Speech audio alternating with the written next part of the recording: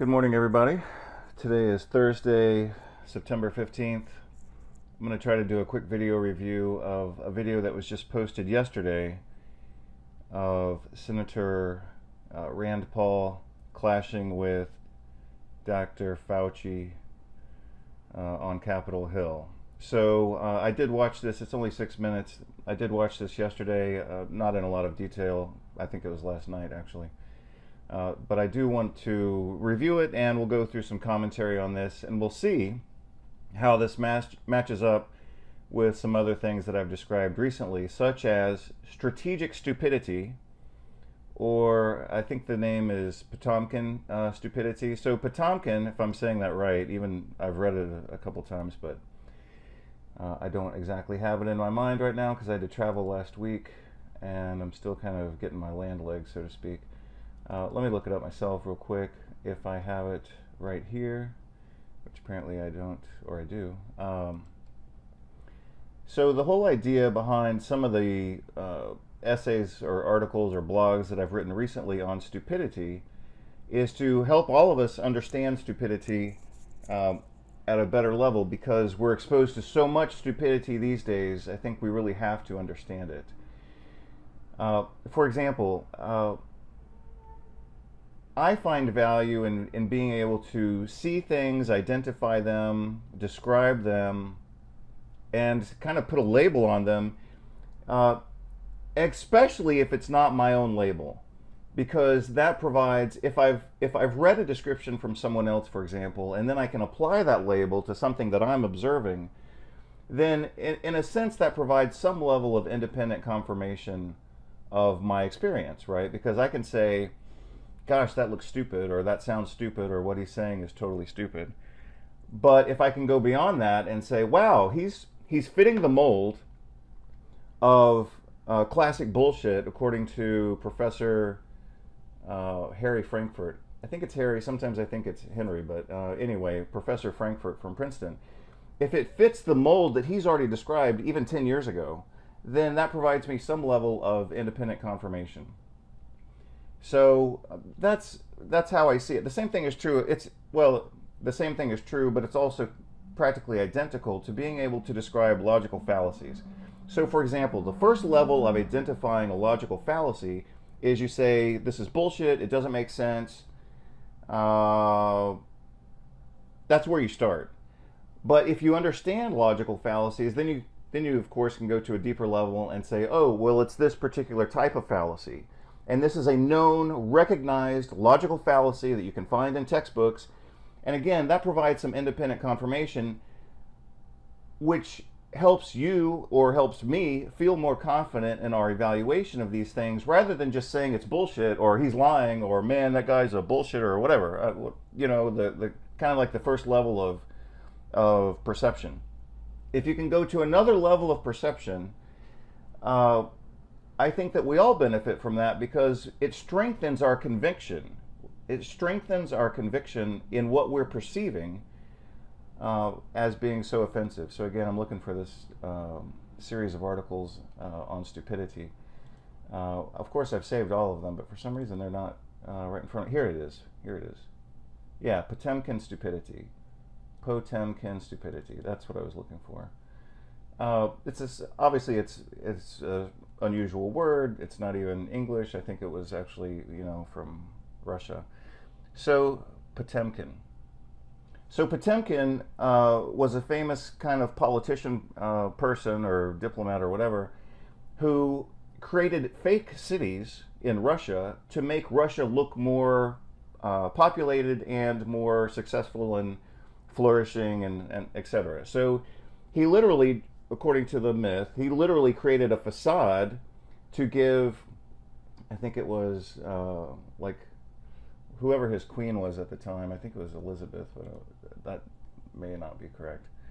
Let me just look it up real quick, see if I can find it in this article. Yeah, so Potemkin was a high-ranking Russian government official. Catherine the Great, so that makes more sense. So Catherine the Great. So he was kind of romantic with her and also kind of working for her, basically. And so in order to give her the impression that this particular region was better populated and more successful and flourishing and all this. He created a fake city, basically, just a facade, just the building faces. And that's so Potemkin came to mean a facade or a fake, faking it, you know. So Potemkin stupidity is stupidity. I just say strategic stupidity because obviously it's easier to understand. But Potemkin stupidity is a facade of stupidity to cover up a strategy behind it. Again, I just say strategic stupidity. But anyway, going back to what we're going to do right now, which is look at this video from Dr. Fauci or Fauci or whatever. I just call him Falsey because I think that's the better name for him.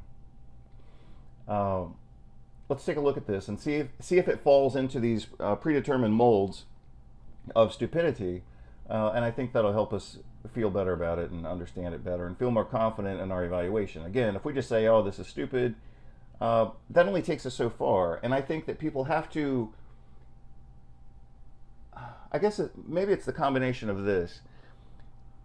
If I look at a video from Dr. Falsey and he's saying stuff that's stupid, and I say to myself or to someone else, man, that's just stupid or it's just bullshit, it kind of stays there at a very superficial, emotional, repulsive level. And as with any repulsive emotion, the first desire is to get rid of it. So if I say, oh man, he's just a bullshitter, or man, that's just bullshit, I'm describing it, but I'm also kind of discharging that emotion in a certain way that makes me, myself, want to get rid of it and change the topic.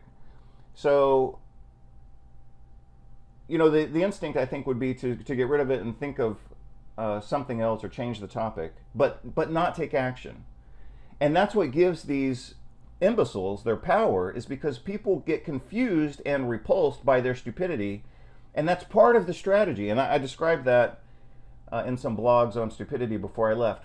Part of the strategy of being so completely incompetent and stupid is that it does confuse people and it does make them repulsed from the experience of watching it. So they do change the topic, or they do ignore it, or they do attack each other because that's easier. So, you know, why haven't Americans absolutely demanded the resignation of Dr. Falsey? Why not? Because I think part of his strategy is he's so absolutely repulsive that people don't know how to handle it, and they end up just attacking each other. Oh, well, it's the damn liberals who put Falsey there, which isn't true. I mean, he's been there for 40 years or something like that. So, I mean, he's been there so long. You can't blame it on liberals or Democrats or Republicans or conservatives or red or blue or all that stuff. But I don't see anybody really advance. I don't see the nation, certainly, and that's the bigger point. I don't see the nation advancing beyond the dichotomy of Republican, Democrat, red, blue, liberal, conservative. They just keep attacking each other. They just keep attacking each other rather than day one demand his resignation and tomorrow your country will be better. But what I see is that no one gets beyond that. And I think part of the reason that no one gets beyond that is because they stay in that superficial, emotional, repulsive state rather than what I'm going to suggest here. And this is totally spontaneous, by the way. I've had coffee and one bite of breakfast. I'm just making this up as I go, but I think it's kind of good.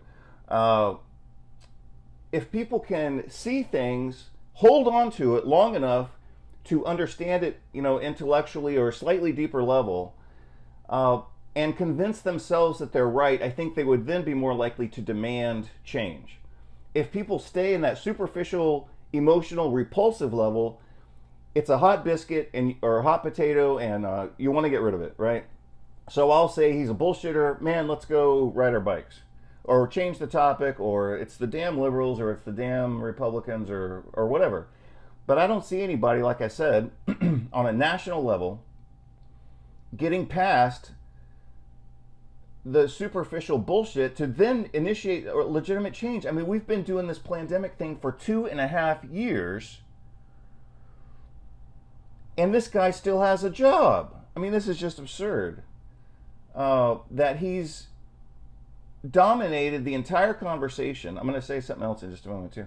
this guy Fauci has dominated the conversation in the United States, and therefore influencing Europe, influencing Canada, Australia, all of Latin America, because a lot of Latin American countries are just political puppets to the United States, because the United States has so much power traditionally has had so much power in Latin America. I mean, to the point of selecting and assassinating presidents. I mean, come on. So my point is this: a lot of other countries follow. I mean, not simply countries, entire continents follow whatever happens in the United States. So the fact that Fauci still has a job is impacting the entire globe through example or through political string pulling, you know. So I've said enough about that. I think I want to go on. I was going to add one more thing. Let's see if I can find out what it was. Not at this moment. Maybe when I'm doing the review, I'll catch up with that idea. But it was another idea that I wanted to add on to this. Maybe that was the idea, but I think it was different. Anyway, we're going to watch Dr. Fauci here. Oh yeah, here it is. I did catch it. That's not too bad. So the other thing, you'll notice that during the course of this pandemic bullshit, the elections at the World Health Organization were unopposed. So that guy, whatever his name is, I don't know his name, and I don't care what his name is, but you know who I'm talking about. The guy who's leading the World Health Organization, the biggest clusterfuck in modern history, supervised and directed by the World Health Organization. The guy who coordinated this clusterfuck was unopposed for his re-election. Are you absolutely kidding me? The guy's a joke. He's not a doctor. I think he's a PhD microbiologist. I could care less about a PhD microbiologist running the World Health Organization, because you already know the paradigm that they're raised in. You already know how he was molded to think if he's got a PhD in microbiology, which is what I think it is. And I don't really care, but I think it's microbiology, maybe it's immunology, I'm pretty sure microbiology. How in the hell can that organization claim to be legit when they had an unopposed election to guarantee the re-election of this guy who supervised the biggest clusterfuck of our lifetimes? I want to be straight with you. There will be no return to the old normal for the foreseeable future. I repeat, there will be no return to the old normal for the foreseeable future. So people assume we are just going back to the good old world which we had, and everything will be normal again in how we are used to normal, in the old fashion. This is, let's say, fiction. It will not happen. A vaccine on its own will not end the pandemic. How in the hell can that organization claim to be legit when they had an unopposed election to guarantee the re-election of this guy who supervised the biggest clusterfuck of our lifetimes? All right, we're going to watch Dr. Fauci here. And again, I need to wrap this up as soon as possible. It's 11:46 right now. I've got an important non-negotiable call at 12 o'clock, so I've got 13 minutes to finish this. Flu for 14 days, she's as protected as anybody can be, because the best vaccination is to get infected yourself. And so So apparently what they're debating right now, Fauci versus Dr. Paul, they're both medical doctors, is that Fauci previously said that natural infection was at least as good as vaccination, which of course is true, and I'll explain why. I can explain why in a couple different ways, but let's explain why. Let's pretend that this is a bacteria or a virus or something like that. With a real infection, your immune system is exposed to the entire organism. I want to say two things about that. With a real infection, your immune system is exposed to the entire organism, and that provides access to all these different antigens and proteins to which your body can then supposedly make a protective antibody or immune response. But let's just say immune response, because antibodies against viral infections really don't matter that much. So, generally speaking.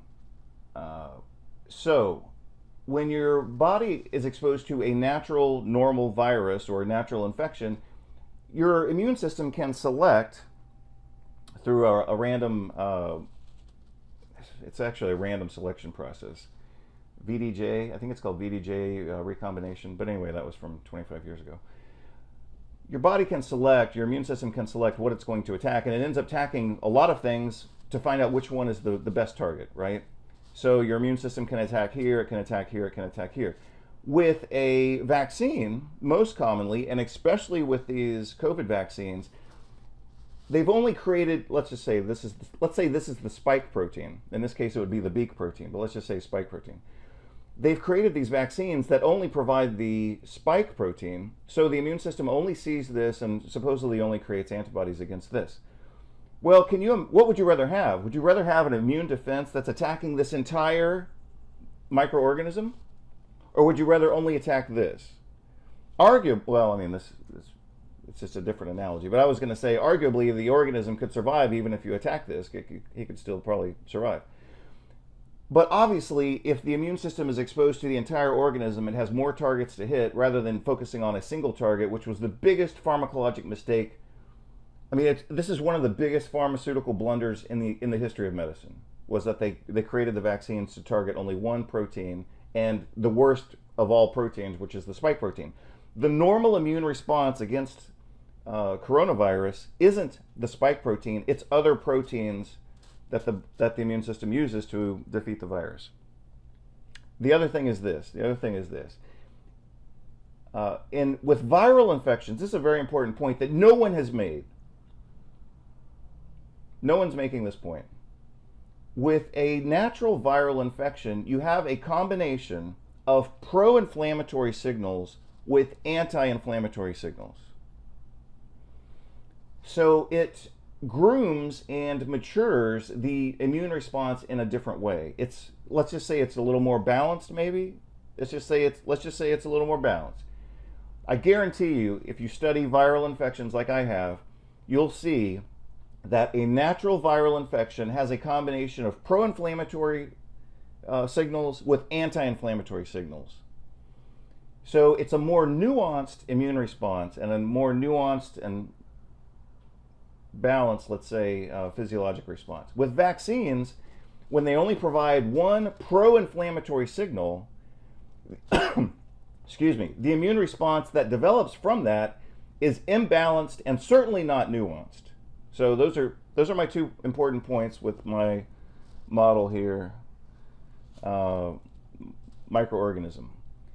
Natural infections provide various routes of access. Vaccines typically only provide limited access to very few antigens. In the case of the spike protein vaccines, it's only one protein.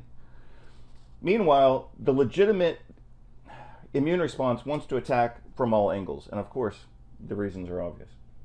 The other thing is, natural infections are not viral infections. Natural viral infections are always a combination of immunomodulation, pro-inflammatory with anti-inflammatory signals. So it develops a different immune response. I would argue more nuanced and more groomed and more mature, so to speak. Whereas, again, vaccines provide one intense pro-inflammatory signal, and that's not physiologically normal. As I've said before, protective antibodies against viral infections really don't mean that much. And I'm citing that from, I believe, 1954, the journal called Pediatrics, published by the American Academy of Pediatrics. So that's the citation on that. And so no one's even advancing the conversation to that level, which I actually consider somewhat basic science. So let's try to get into this falsy conversation. It's 11:52 right now. The time is 11:52, and I've got to be on a phone call in 8 minutes. So maybe I'll be late to my phone call, but let's go ahead and listen to this. Again, what they're debating right now, Dr. Rand is showing Dr. Falsey his own words, wherein he said that a natural infection was equal to or better than a vaccine. She really has the flu. If she really has the flu, she definitely doesn't need a flu vaccine. if she really has the flu. She should not get it again. No, she doesn't need it because it's the most potent vaccination is getting infected yourself. This is an ongoing question, and we've had ever-evolving opinions from you, Dr. Fauci. Currently, antibody surveys show that 80% of children, approximately 80% of children, have had COVID, and yet there are no guidelines coming from you or anybody in the government to take into account their naturally acquired immunity. You seemed quite certain of yourself in 2004, but in 2022, there's a lot less certainty. So he's making a very important point. If the purpose of vaccination is to create protective antibodies, which I think is one of the stupidest things I've ever heard in my life, if the purpose of these vaccines is to create so-called protective antibodies, then the people who have protective antibodies from a natural infection should be exempt from having these vaccines pushed into their bodies, especially kids. I mean, come on, kids are zero risk, practically. So he's making a brilliant and very clear and very legitimate point. And now we're going to watch Dr. Fauci use his social strategies to avoid the topic and confuse the topic and say, no, it wasn't this, it was something else. So let's see if we can collectively, or in this case, let's see if we can watch his behavior and provide a label to convince ourselves that we're right, that he's not simply a bullshitter, but he's a pre-programmed or predictable bullshitter. Let's see if that actually plays out. Things that we also know after looking at this for 2 to 3 years is that the mortality from COVID is very similar, if not less, than influenza. So when we look at this, we wonder, why you seem to really embrace basic immunology back in 2004 and why you seem to reject it now. Well, I don't reject basic immunology, Senator, and I have never denied that there is importance of the protection following infection. However, so he's lying when he says that. So he has denied it because he hasn't included it in the official statements and positions of the programs that he's in charge of. So he's lying. So let's see. What are the best ways we could describe this? He's stating that he hasn't lied with words, but he has, by default, lied with his actions. So even if he hasn't come out and said that natural immunity doesn't matter, he's behaving as if natural immunity doesn't matter by not including this in the guidelines.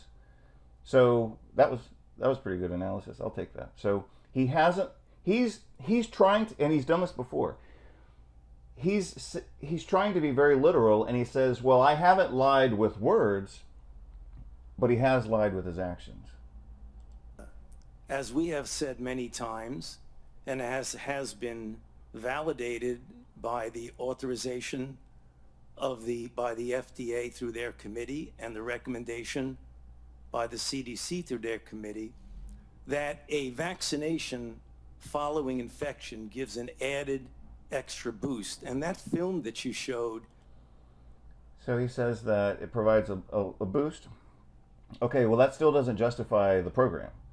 So he's saying now, so you'll notice he never answered directly Dr. Paul's concern. I mean, we're already on a different topic now.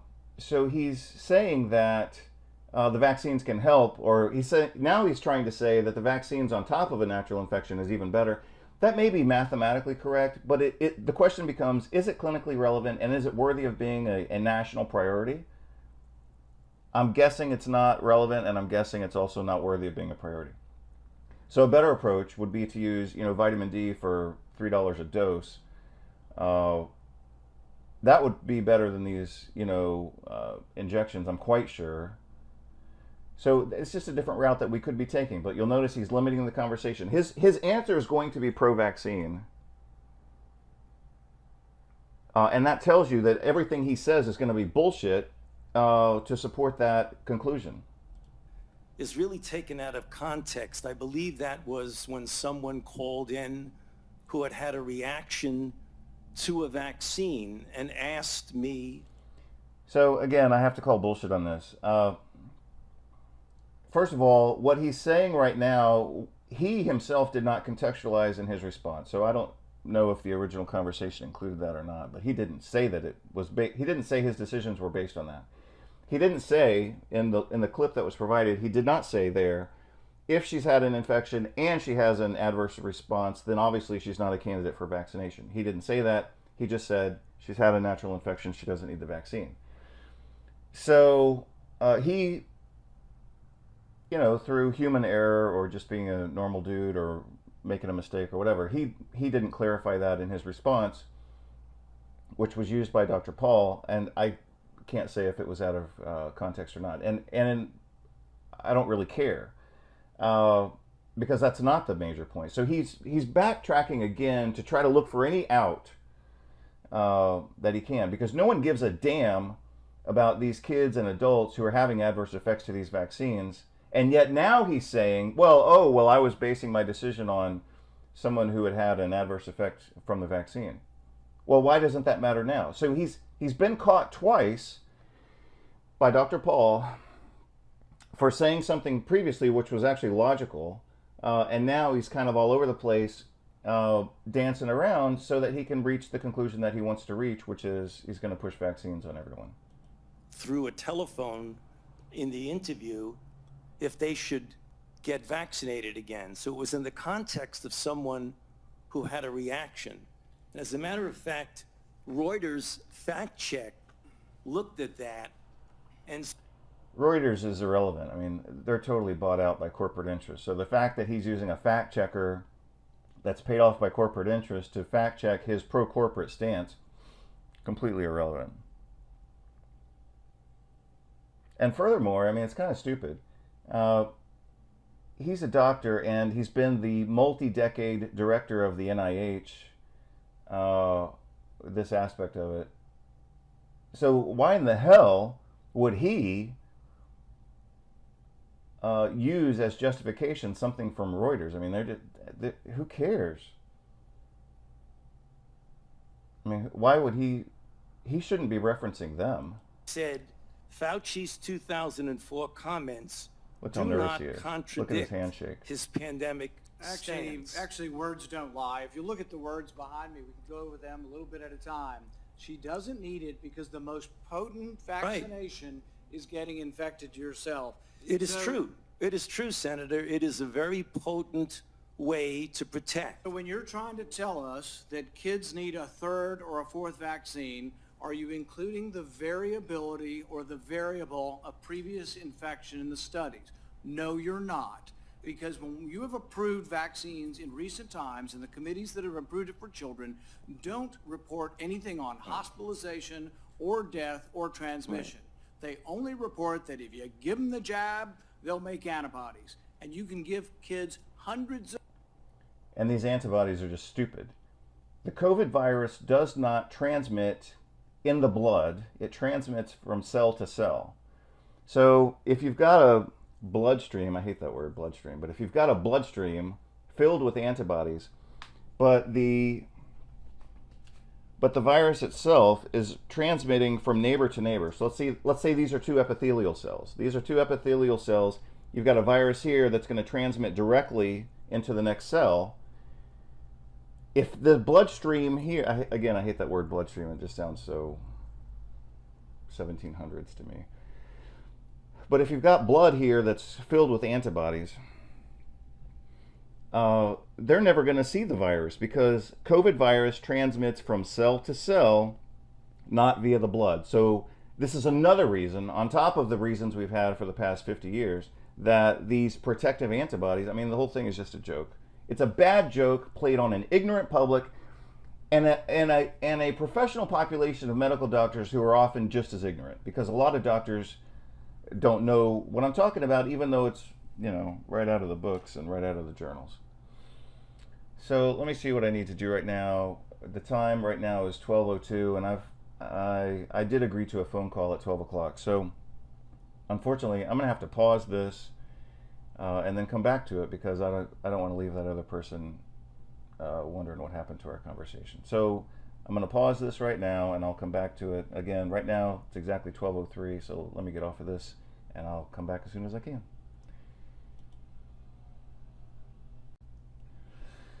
Okay, so I'm back from trying to catch up with that phone call. Right now, the time is 12:06. We rescheduled the call for 12:55. So, again, I'm trying to get through this, but I also, of course, want to be thorough. So let's just see what we can do here. So we are going back now to this conversation between Dr. Paul and Dr. Falsey. Let's see what they continue to say here. I think we're good to go. Of jabs, and they'll make antibodies every time, but that does not prove efficacy. Okay. So what you're doing is denying the very fundamental premise of immunology, that previous infection does provide some sort of immunity. It's not in any of your studies. Almost none of your studies from the CDC or from the government have the variable of whether or not you've been previously infected. So let's look at adults. I've had 3 infections. Should I get a 4th one? If you're going to measure whether I get a 4th one, you need a category that has a 4th one in it, and you need one that has nothing in it, no vaccine or the 4th vaccine. But you also need to know whether they've been infected. If you ignore whether they've been infected, you're ignoring a vaccine, basically. So you're ignoring a variable. So what you're giving us is this. So I'm going to interrupt him just for a second there. I think he made a mistake. He said he's had 3 infections. I think he meant to say that he's had 3 vaccinations. But he's continuing to build the case that his basic point is that Dr. Falsey is being inconsistent with himself, but he's also being inconsistent with the known science and physiology of immunology and vaccines and infections. So you'll remember, those of you who have been reading my blog, pretty consistently, or at least you can go back. If you haven't seen everything, you can go back and look at this one.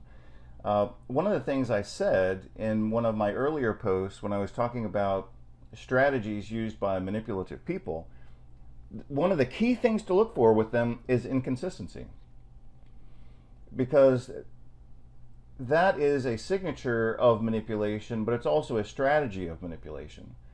So it's a signature of manipulation because basically these people are saying whatever the hell they want that serves them at the time, and that's a characteristic of people who are manipulative. So it's their signature, but it's also their strategy, because part of their strategy is to create confusion. Because if they can confuse you and get you to doubt yourself, that's called gaslighting, and that actually changes your brain function so that then you can't think clearly, so then they can go on and do whatever they want at a more rapid pace.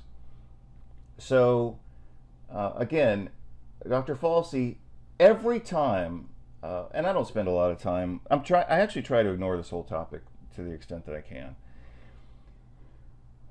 because it's just so stupid.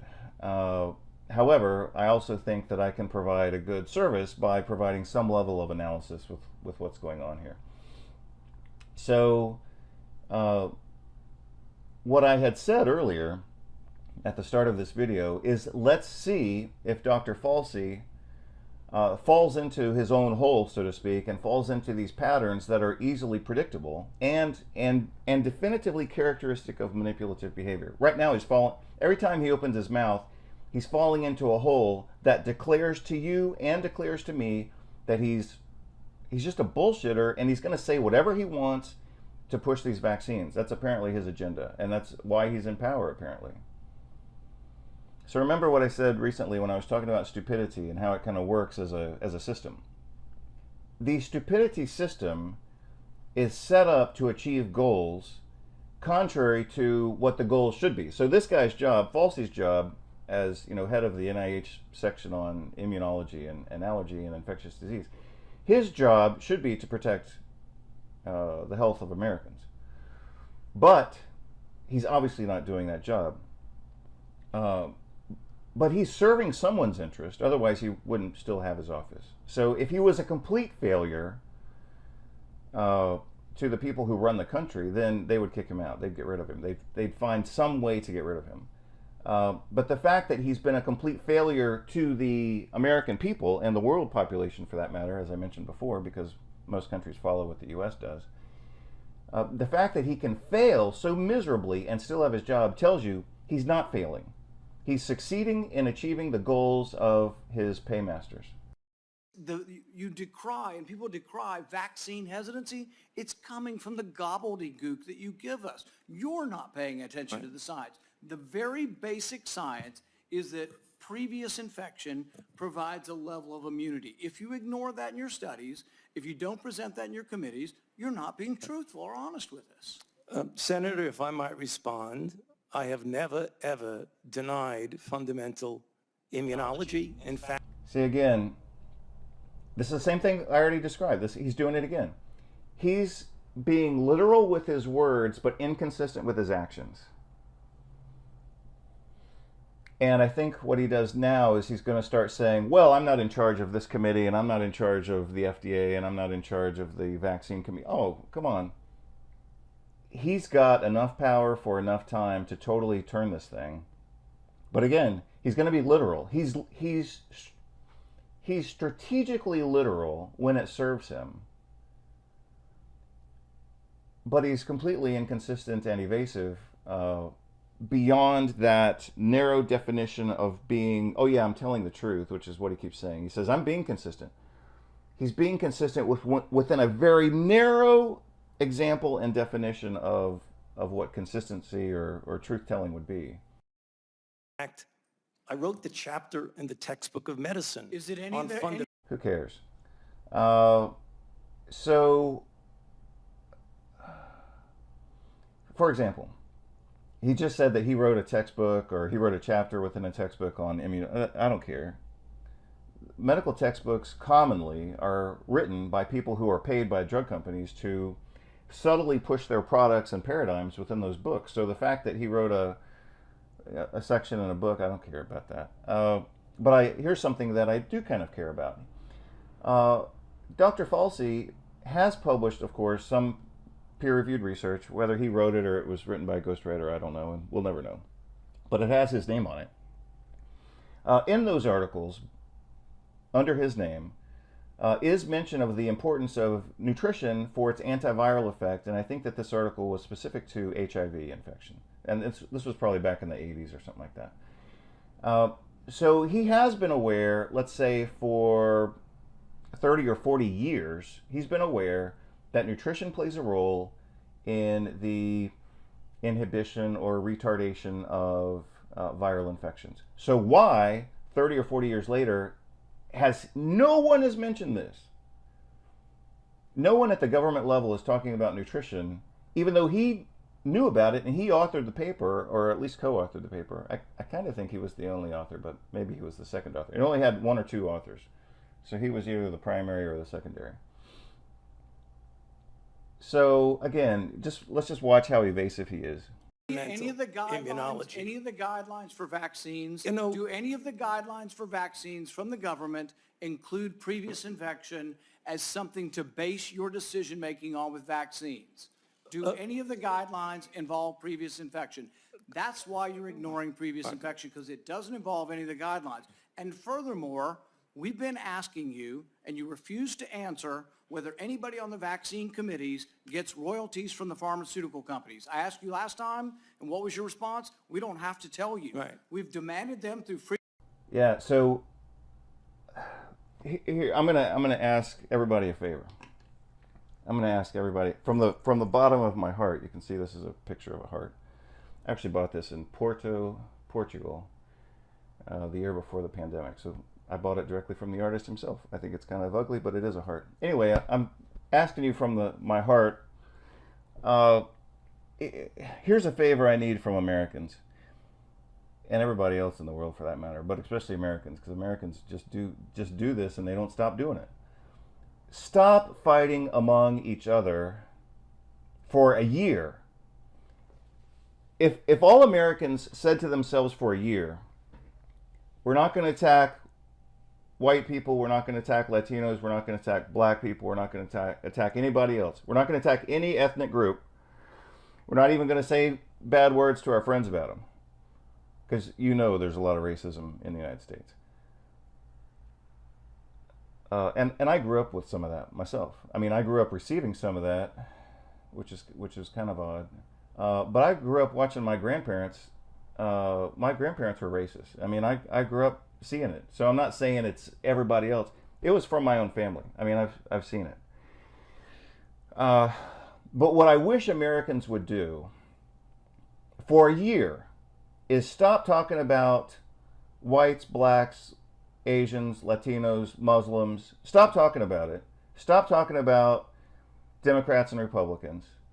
Stop talking about conservatives and liberals, because most people who use those words don't even know what they mean. Stop talking about red and blue. Stop talking about that stupid stuff that people use to make themselves feel like they've got some control and understanding and power over things they've got no control and understanding or power over. It's just a scapegoat.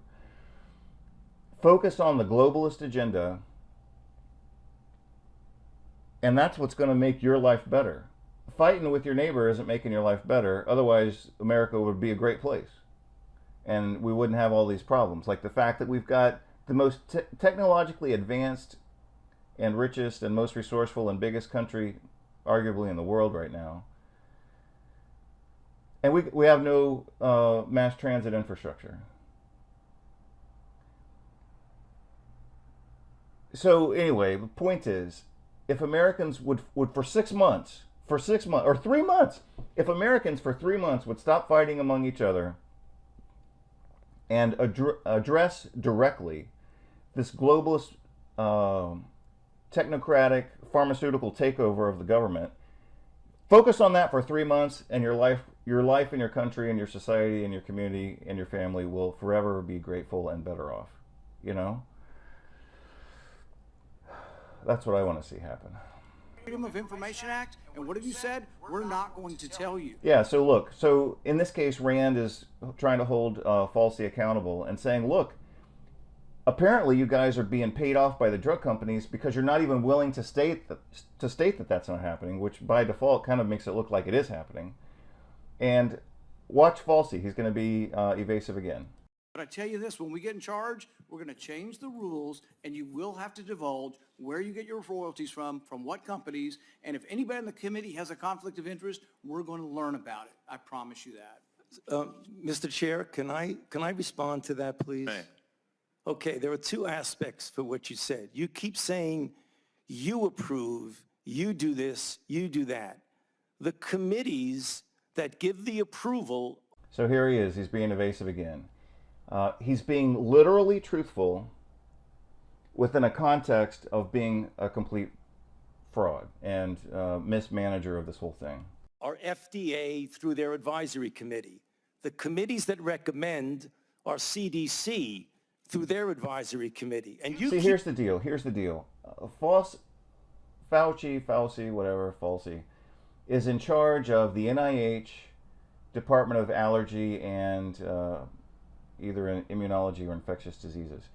He could easily, tomorrow, any day that he wanted to, he could have done this already.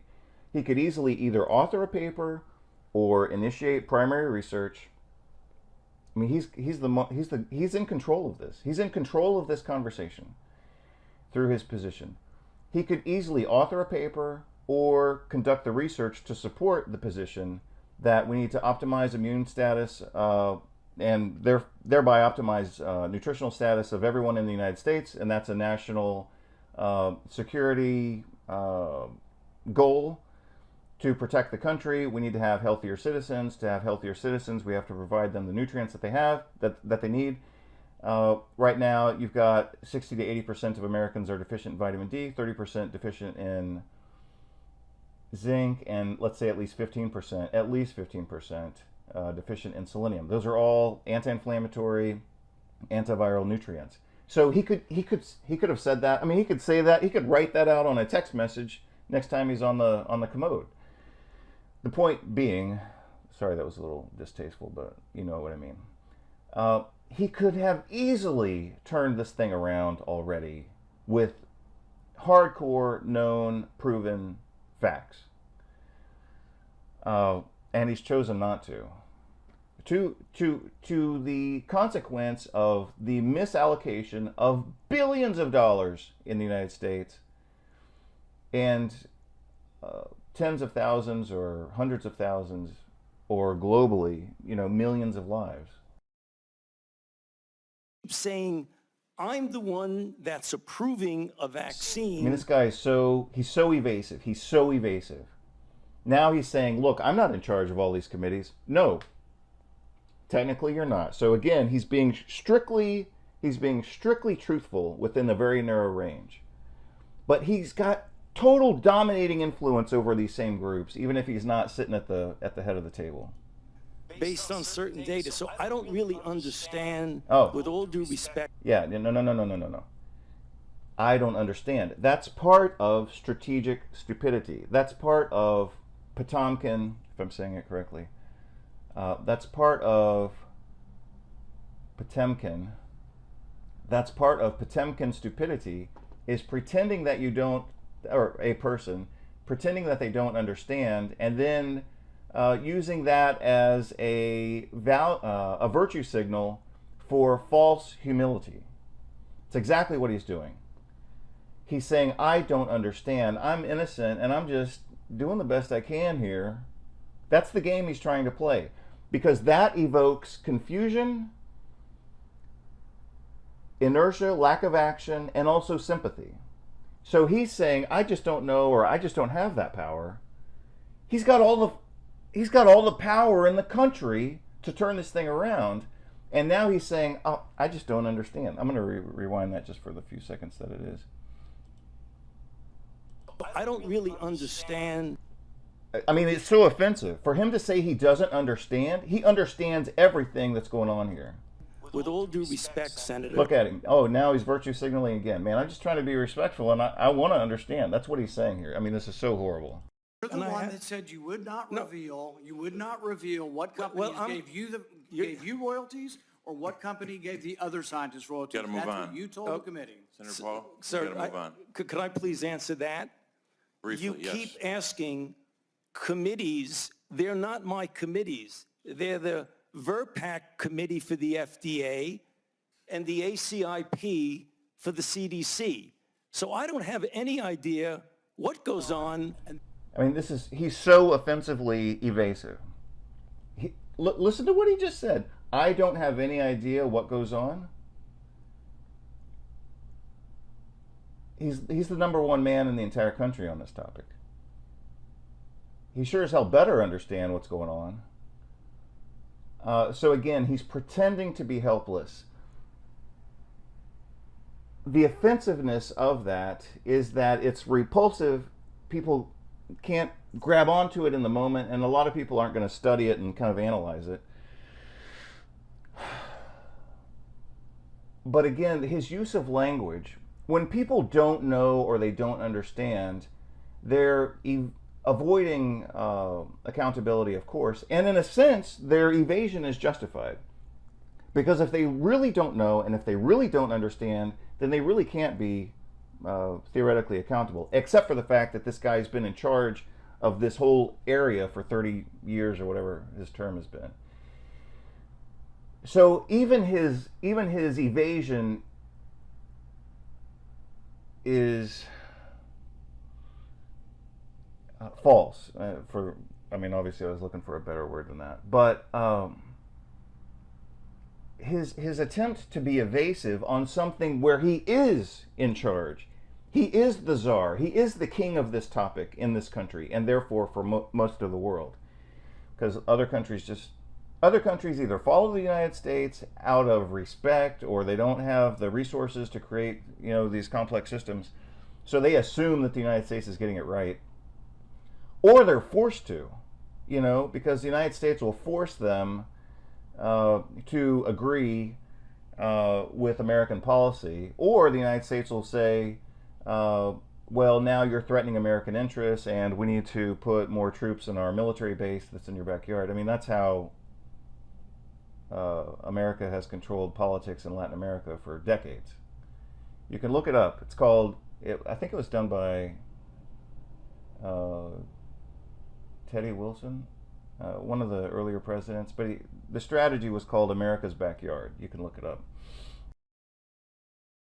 In the United States of the 19th century, Manifest destiny was the widely held belief that American settlers were destined to expand across the whole continent.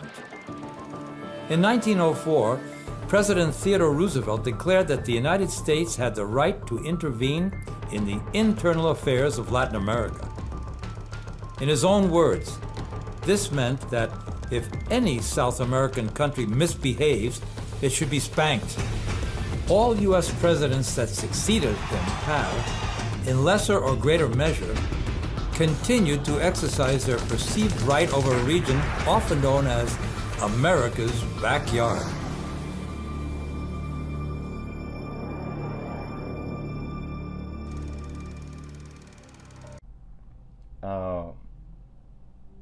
So again, what happens in the United States, my point is, what happens in the United States influences a lot of the world. So this one jackass is really having a negative impact on a lot of things that are going on in the world.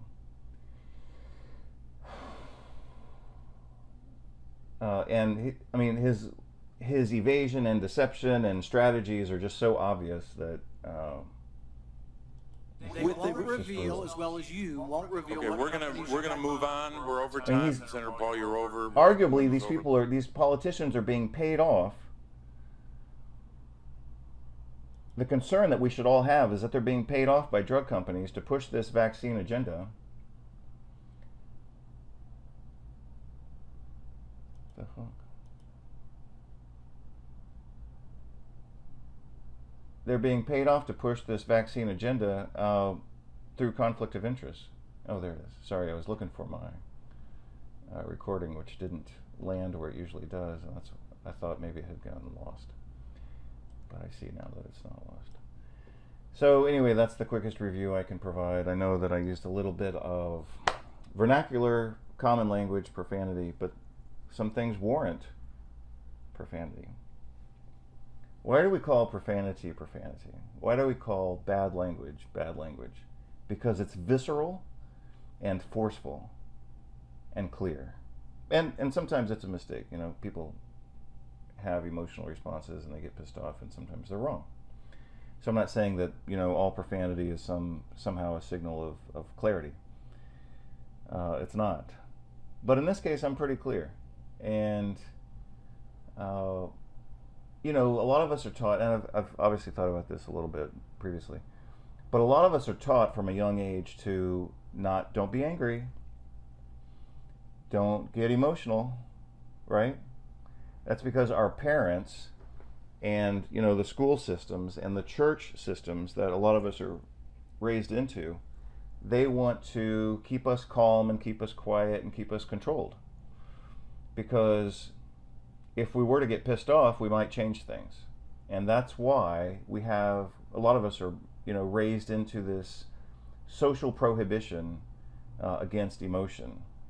You can have a limited happiness. So the four main emotions are happiness, it's glad, sad, mad, afraid, right? You can have a reasonable level of happiness. That's socially acceptable. But you're really not supposed to be angry. Mad, sad, glad, afraid. Anger, fear, no one really cares about it. Anger, you're supposed to ignore it or modulate it or get therapy for it. Happiness, you can be happy as long as it's controlled. Mad, sad. Sadness, you're supposed to be medicated for. So, you know, some people would argue that, you know, vitality, force, comes from health and access to emotions. And we're all kind of like taught to not access our emotions. And then we're raised in an obesogenic society that kind of deprives us of being healthy. So, you know, mental clarity, I'll summarize it with 3 points. Where does vitality and force come from?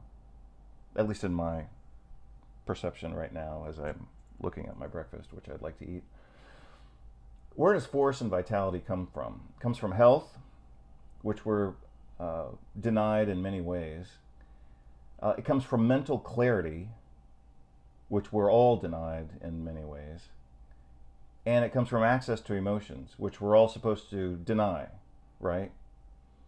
You're not supposed to be, a person isn't, in most societies, and I've lived in at least 3 different societies internationally.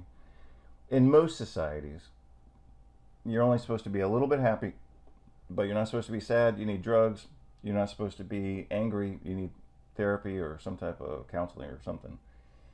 Mad, sad, glad, and fear, that has its own diagnostic category as well, along with the social anxiety drugs that go along with it. So, like, I'm just kind of making this up as I sit here, but I'm thinking, where does strength come from in a human being? Health, access to emotions, and access to mental clarity.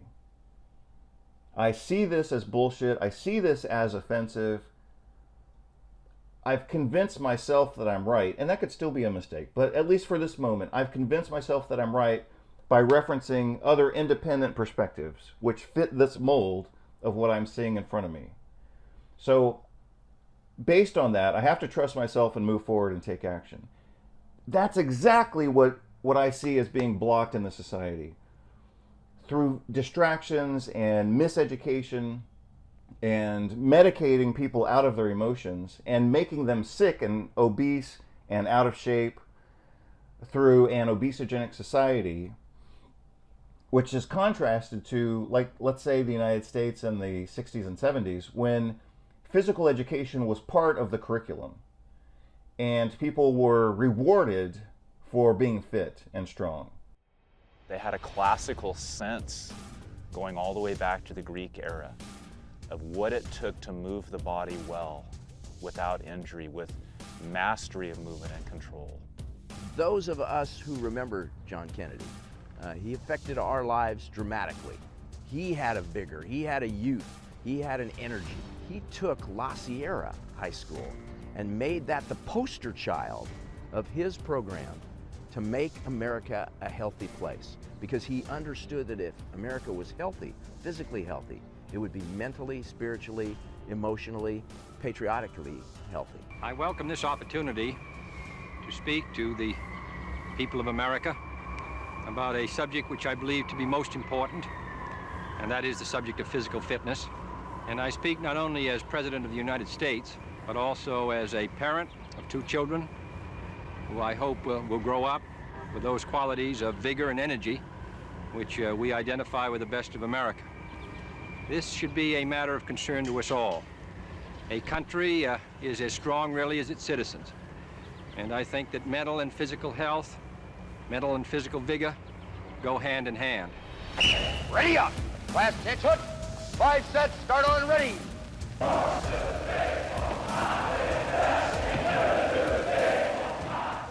I hope that we will not find a day in the United States when all of us are spectators except for a few who are out on the field. I hope all Americans will be on the field. This is a subject which should be of interest to us all. It is possible for young men to achieve difficult physical feats if they're motivated in the right direction. And I hope when we have seen the astonishing results which we have seen, where we've been able in the short space of 2 and 3 months to change the physical habits and strength of our children, that this will spread to every school district in the United States. That all of us will participate, and in so doing will be better citizens and happier ones. This is a challenge for us all. Children, boys and girls, college students, mothers and fathers. And all of us, I think, should welcome it. I hope all of you will join in a great national effort to build a strong and better America through physical effort and through the contributions we can make by the drive and force we bring to our daily lives. Thank you. Now we have the exact opposite of that. People are rewarded and protected for being obese and being out of shape. So I realize I'm bouncing around a bit, but that's because I'm about to go eat breakfast and balance myself out a bit, Right now my brain's like eating up all the glucose in the system, which isn't to, I don't mean to jokingly reinforced the paradigm of carbohydrate dependence, but anyway, that's how it just came out. So anyway, I think by now you understand what I'm trying to say about all this. So I'll post this video and maybe make a few comments when I go through the editing process. Sometimes I need to make a few corrections or clarifications or additions, because I can insert videos into this video and make it kind of cool. Okay, talk to you all later, and I'll be, I think I'll be home all day today, working on blogs and videos and articles and documents and drawings and things like that. So I will wrap this up for right now and get it on the internet as soon as I can. Thank you much. A country is as strong, really, as its citizens. And I think that mental and physical health, mental and physical vigor go hand in hand. It is possible for young men to achieve difficult physical feats if they're motivated in the right direction. And I hope when we have seen the astonishing results which we have seen, where we've been able in the short space of 2 and 3 months to change the physical habits and strength of our children, that this will spread to every school district in the United States. That all of us will participate, and in so doing will be better citizens and happier ones. I want to be straight with you. There will be no return to the old normal for the foreseeable future. I repeat, there will be no return to the old normal for the foreseeable future. So people assume we are just going back to the good old world which we had, and everything will be normal again in how we are used to normal, in the old fashion. This is, let's say, fiction. It will not happen. A vaccine on its own will not end the pandemic.